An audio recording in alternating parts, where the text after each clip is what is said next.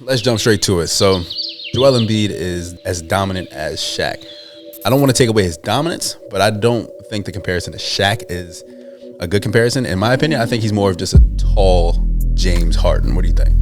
What a terrible delivery. They should be like, hey, Joel Embiid is just a big-ass James Harden. Come on, man. Got tough critics.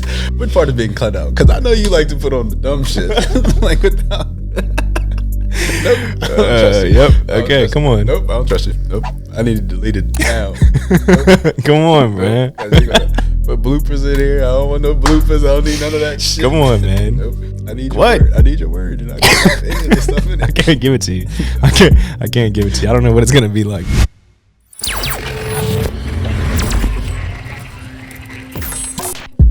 I don't trust you. Hey, welcome back to Entirely NBA, hosted by Entirely Media. I'm your host, Jerion Robinson.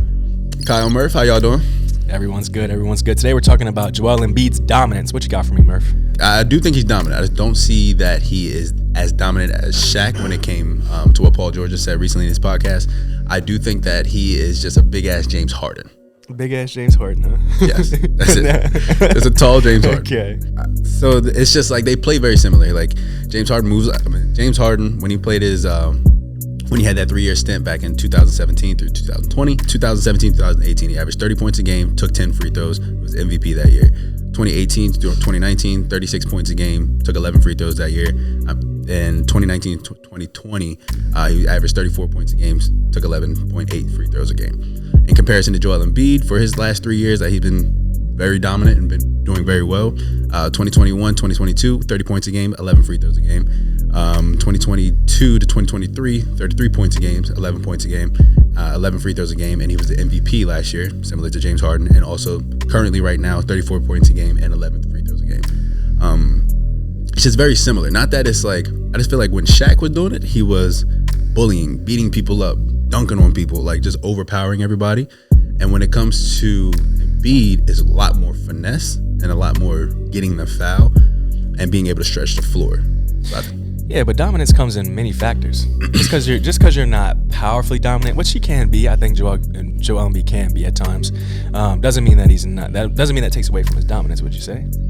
Nah, I don't think he takes away from his dominance. I mean, he's definitely like his MVP season was definitely warranted. Like he doesn't take away from his dominance. I think the comparison to Shaq is just wrong.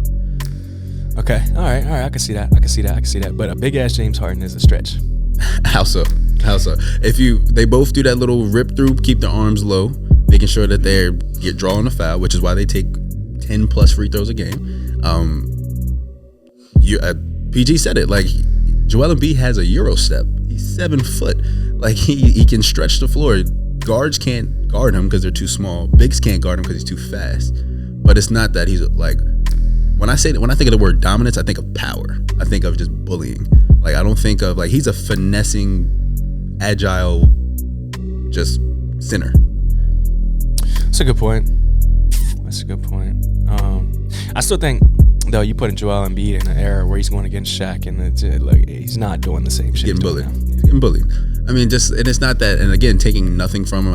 I think when a lot of people get it messed up when it comes to the fact that like trying to compare eras, you can't compare eras. Like you have to continue to develop and continue to get better each year, each season. But at the same time, it's just like I just don't like the comparison to Shaq.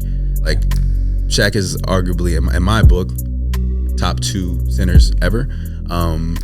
So it's just like comparing him to Shaq. It's like they're in the same position, but at the same time, it's like they're different style of player. They're not the same type of player. Like Joel Embiid plays more like a guard than he does a center, which, right now there are no real true centers besides barely even Jokic. Like I think you got Steven Adams. Like he might be like one of the only real centers. Like Claxton, Steven Adams. Like those are like the real centers that are in the game, and they're borderline obsolete. True centers, yeah. Okay. All right, I like that.